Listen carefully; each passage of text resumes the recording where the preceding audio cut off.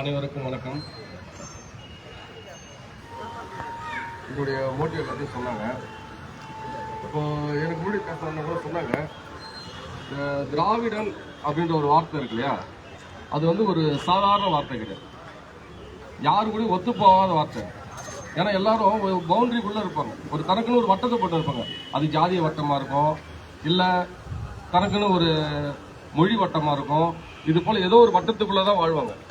ஆனால் தந்தை பெரியார் தான் அந்த வட்டத்தெல்லாம் எடுத்துட்டு, நான் ஒரு மனிதன், நான் ஒரு சுயமரியாதைக்காரன்.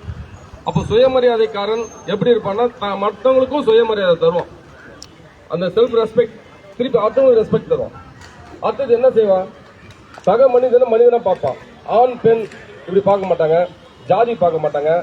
இன்றைக்கு தமிழ்நாட்டில் திராவிட மாடல் அரசு நடந்துன்னு இருக்கு. தந்தை பெரியார் உருவாக்கிய திராவிட கொள்கை, பேரறிஞர் அண்ணா வகுத்து தந்த கட்சி திராவிட முன்னேற்ற கழகம். இன்றைக்கு திராவிட பேரரசராக தமிழ்நாட்டுடைய முதலமைச்சர் மு.க. ஸ்டாலின் இருக்காங்க. இவங்க எல்லாம் என்ன செஞ்சுட்டு இருக்காங்க அப்படின்னா, திராவிட மாடல் அப்படின்னு ஒரு புது ஐடியாலஜியை, இது இப்போ புதுசாக வந்தது கிடையாது ஐடியாலஜி, இதை த்ரூஅவுட் இந்தியாவுக்கு வித்தியாசமா ஒன்று செஞ்சு காட்டுறாங்க. என்ன அப்படின்னா, ஜாதியை ஒழிக்கணும் அப்படின்னா, ஜாதியை எங்க கையில வச்சுட்டு இருந்தாங்க அப்படின்னா, இந்த பக்தி, கோவில், சாமி அப்படின்ற ஒரு விஷயத்துல மட்டும்தான் வச்சிருந்தாங்க. இது தீட்டு, இதுக்குள்ள நீ வரக்கூடாது, நீ தாழ்த்தப்பட்டவன், இந்த ஜாதிக்காரன், நீ உள்ள வரக்கூடாது அப்படின்னு சொல்லி ஒரு வட்டம். அந்த வட்டத்தை நொறுக்கியது தமிழ்நாட்டு முதலமைச்சர் மு.க. ஸ்டாலின். தந்தை பெரியார் வந்து எதையோ சாதிச்சு காட்டினாரு. ஆனாலும் அவர் மனசுல இருந்த சொல்லுவாங்க, தந்தை பெரியார் நெஞ்சில் தைத்த முள், கருவறைக்குள் அனைத்து சாதியினரும் உள்ளே சொல்லலாம். எங்களுக்கு சாமி கும்பிட நம்பிக்கை இருக்கா இல்லைன்றது முக்கியம் இல்ல, சாமி கும்பிடணும் வரவன கோயிலுக்குள்ள அனுப்புறோம். அனைத்து ஜாதியினரும் அர்ச்சகர் ஆகலாம். இன்னைக்கு தமிழ்நாட்டில் வந்து அந்த ஜாதி கிடையாது. திராவிட மாடல் அரசு அந்த ஜாதியை தரல. திராவிட மாடல் அரசு இந்தியா முழுக்க பரவிச்சுனா இது இந்தியா முழுக்க இருக்கும்.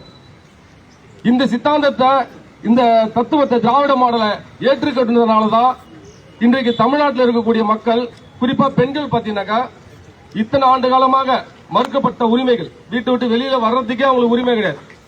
இப்படிப்பட்ட உரிமைகள் எல்லாத்தையுமே இப்ப தந்து, தமிழ்நாட்டில் ஒரு பெண் ஒரு இடத்துல இருந்து வெளியில போகணும் அப்படின்னா அவங்களுக்கு இலவச பஸ், அவங்க கையில பாக்கெட் மணிக்கு பணம், அவங்க படிக்கிறாங்கன்னா அவங்களுக்கான பணம் உதவி, பெண்களுக்கான வளர்ச்சியில பெரிய பங்கு வகித்து நிறுது.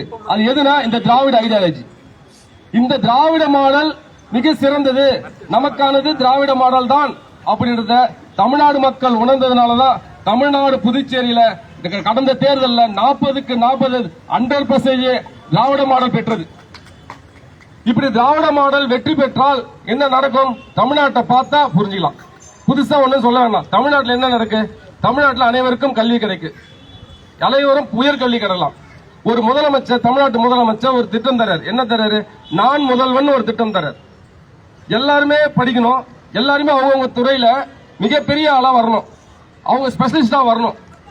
இன்னைக்கு காம்படிட்டிவ் வேர்ல்டு, இது வந்து ஏதோ ஒரு ஊருக்குள்ள வாழறதுக்காக இல்ல, ஒட்டுமொத்த உலகமும் உன் காலடியில் கிடைக்கும். உன்னுடைய தகுதியை, திறமையை நீ வளர்த்துக் கொண்டால் அதற்கு தடையாக எது இருந்தாலும் அதை அடித்து நொறுக்குவது தந்தை பெரியாரின் தடி. அதற்கு நீ ஒழுங்காய் படி. அப்படி படின்றதுக்காக தான் இந்த திராவிட யூனிவர்சிட்டியை பார்க்கறதுக்காகவும், உங்களை எல்லாரும் கூட பழகிறதுக்காகவும், இந்த திராவிட கொள்கைகளை பொது தமிழ்நாட்டை தாண்டி எங்கெங்கெல்லாம் இருக்கவங்க எல்லாத்தையுமே வந்து அதை வாழ்த்தி அவங்களோட பயணிப்பதற்காக ஒரு ஆவலோடு உங்ககிட்ட வந்திருக்கோம். உங்களுடைய இந்த வாய்ப்பு கொடுத்ததுக்கு நன்றி. உங்களோட தொடர்ந்து பயணிப்போம். நன்றி, வணக்கம்.